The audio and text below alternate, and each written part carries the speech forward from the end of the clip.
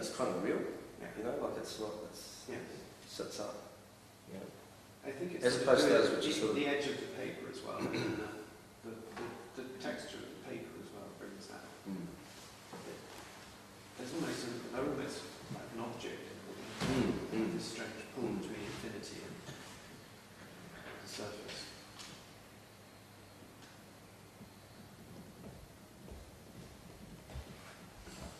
I've got 100 questions and none at the same time. Go for your life. Having been away from home for a while, it's I've been popping back, but you know, what's happening down there, man? What's happening down there? Oh, there's a lot happening. The sort of, the kind of, the outlook's changed a wee bit in terms of what people are dealing with, you know. I don't know if you've seen Lisa Rayhanna's work recently. You see what Lisa's up to? Yeah. She's doing these amazing photographs. Yeah, no, I exhibited with her last year with those photographs here. You know, like, I think there's not so much, I think what's happening, you know, like in contemporary art, there's not so much the sort of didactic, polemic thing sort of happening. There's more just the sort of people thrashing out their own kind of vocab and their own sort of practice, you know. Lisa's doing these very sort of surreal figures that they're kind of godly, European, and then kind of they have a Maori kind of tinge to them. You know, that's a real very, very beautiful, but very kind of edgy. They're edgy in the sense that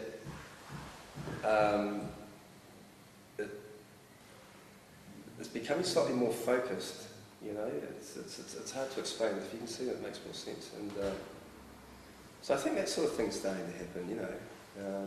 I saw one particular bit of language that sort of made me laugh. I suppose I've always sort of, I find it interesting within that kind of art historical context of like even when you mention gangs and Colin McCann, it's like, oh bro.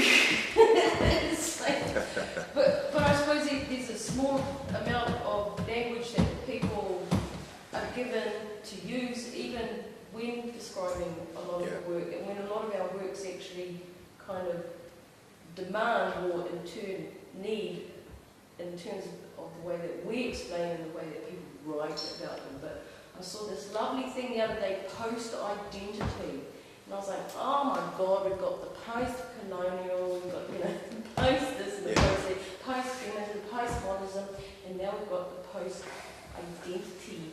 And I was wondering... I don't sort of... if I was to describe my work, I suppose it is postmodern. I suppose it's post-colonial. I suppose it's not... But it's not just those things as well anymore. I think it's becoming sort of... I'm not really too sort of caught up in a lot of that sort of language descriptive stuff. Now the thing with the text thing too, it's interesting, like... well, you'd know anyway. I mean, in our wharenui, we use a lot of language alongside our images. It's actually, it's a kind of it has become a custom. But there's a lot of... words have always been so powerful, you know. Through the chiefs, it was the whole... Well, written word is very sort of written words that are scribed. They become quite potent. Oh, and having access even to the education that you could do that. Yeah. I mean, don't get me wrong, I jump at all those boxes too, but it just intrigues me sometimes this difference of the language that we require to explain things and the language that is actually sometimes imposed upon us. You know what I do? I don't sort of... I know exactly what you're saying. I just... okay, you answer. Sorry. Look quite closely, mainly in the North Island, mainly Auckland art in the late 90s. There was a very strong sense to me that both European and New Zealand art, a lot of it, and I don't know a lot about it, but looking at what I saw from a very personal experience, it was like the resurgence or the promotion or the re-establishment of Colin McCann, who very much viewed aspects of spirituality and text in the work Yeah. and the landscape, had kind of come to own the image of the land in New Zealand, and both Maori and European artists since that time have struggled to find new ways of reclaiming it from a very individual idiosyncratic man who was not a very political post-colonial person at all, but was a very... No, that's It's right. used that way by later art historians, but it seems to me that this work and lots of work, it's fair enough to discuss it in those terms because Colin McCann seemed to own the image of the land. Actually, I wasn't even going near Colin McCann. I was actually just more interested in these different sort of sets of language that artists use to describe their work and stuff that is. And that sure is a fair enough thing, but and I grew up in the South Island with Colin McCann as one of the iconological sort of people, and Portary and but I suppose being a producer as well, but not so much in terms of paintings, but words are really, a big part of my art practice. And so I get it. So I was just intrigued too, actually, by reading that, because I did read the thing. I read the thing, and sometimes I'm like, are people being lazy, or is it that they haven't got enough vocabulary to actually kind of, go past these things? Because actually, in all honesty, when I look at these, I don't see Colin McCann at all. And Yeah, right. And I but know. I do see words, and I do see all that power in the words. But then I suppose there's those lenses that you look through when you're... I don't see Colin McCann. I see somebody who's found a way of describing their own identity and place in the landscape that reclaims that from the absolute dominance by Colin McCann. So I don't see this. It's interesting. When I read stuff that's written about me, and it has the big content, has the Colin McCann thing. And in that sense, in that Western thing, he is the grandfather. Oh no, don't get me wrong. So But if you meet a Colin, I'd be quite happy. But, nothing wrong with Colin, mate. He's like... It's never... I mean, the thing is, if you're a painter in New Zealand, you got to sort of, you just bump into them. Yeah. You have to. You got to sort of negotiate it. But it's not. I actually don't get hung up about it because I kind of see. Because I know that where I've come from and what I've tried to do with word and text and image comes from a very different place in terms of what he was doing with it. Mine was a questioning. I sort of answer. I don't give any answers. I'm sort of more kind of, is this it?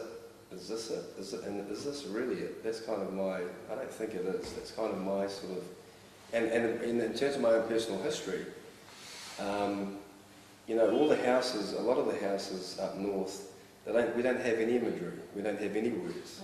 We just have biblical. We just have scripture. Because mine I grew up from a farm. Yeah, although that is changing, it's kind of changing now. I mean, I was lucky enough to do a house at Mokotau where I painted. They just bought this brand new wharipai, and they asked me to do the mahi on the front, and I did a whole series of blue manaya, and it's a beautiful, beautiful house. But what I'm saying is, imagery and that sort of thing is starting to feed back into the house, and it's actually quite nice to sort of, in a sense, come full circle. And sort of go, you start out being completely disconnected and having great distance, and then through your work, you become connected and have very sort of close proximity. It's a nice kind of thing that art has allowed me to sort of have that journey, Yeah, it's always allowed me to participate in, in something that was, because I've probably got a similar story, mixed, urban, I've got the Nesians thrown in there, so I've got the Pacific sort of as well.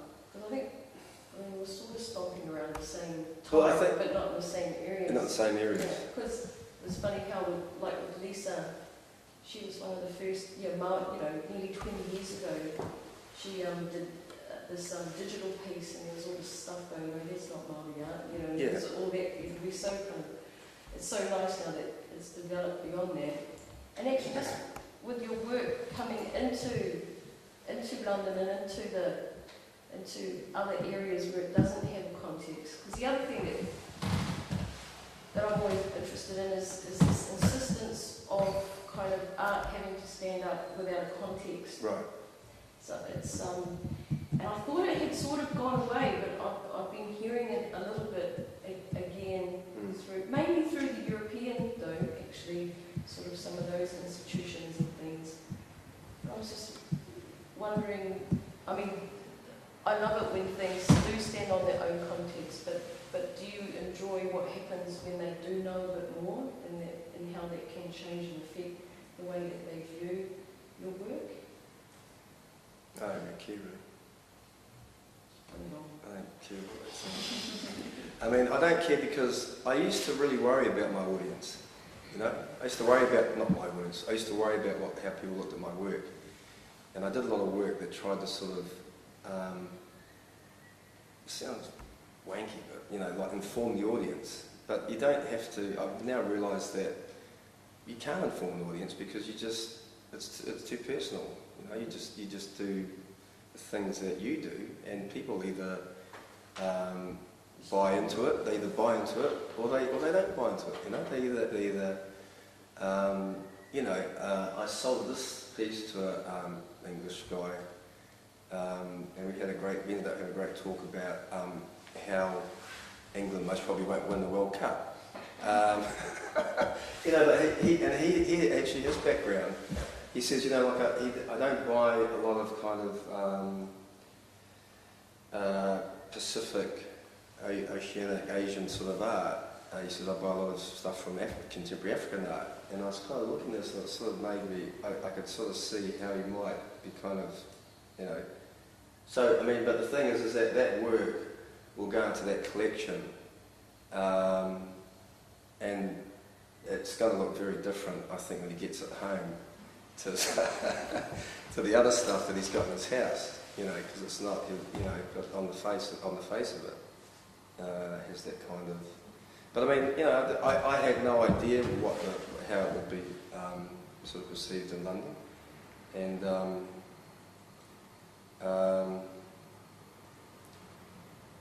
you know, I thought. I was going to, just very quickly, I was going to base it. There was a group of Māori who were in a sort of Kapahaka party who came from the north, and they came to London in it would have been about the 1830s, and they were brought over here and they got shown around stuff, but they ran out of money and became destitute. You know, it's a real sort of famous northern story. And there was an English woman here called Dorothy Wheel, who sort of came to their help and provided all their passage home. And of course they were stoked because it wasn't cheap, you know, it's a lot of money. So when they got home, they decided that, you know, we've got to pay this, we've got to send this money back and thank this woman. And she said to them, no, I don't want your money, take your money and build a church. So they took the money and they built 2 churches. And I was going to base all the work around that kind of, around that story, only because it relates directly to St Michael's, which is in Hawaii, which is where, you know, it's our urupa. But that's another show, because what happened was, but I mean, it's that whole sort of to and fro thing. I mean, that's, you know, it's the title of the show and stuff, and it's because I was thinking, you know, you show the work in London.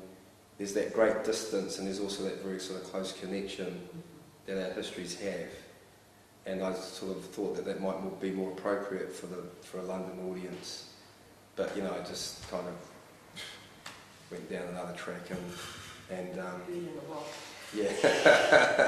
I'll take the bird and the rock around the world. You know?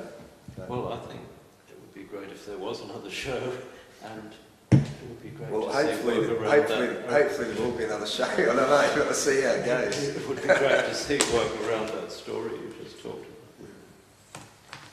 Should we, I don't want to cut off discussion, but should we move to drinks? Thank you very much. Excellent. Thanks. Thanks for coming.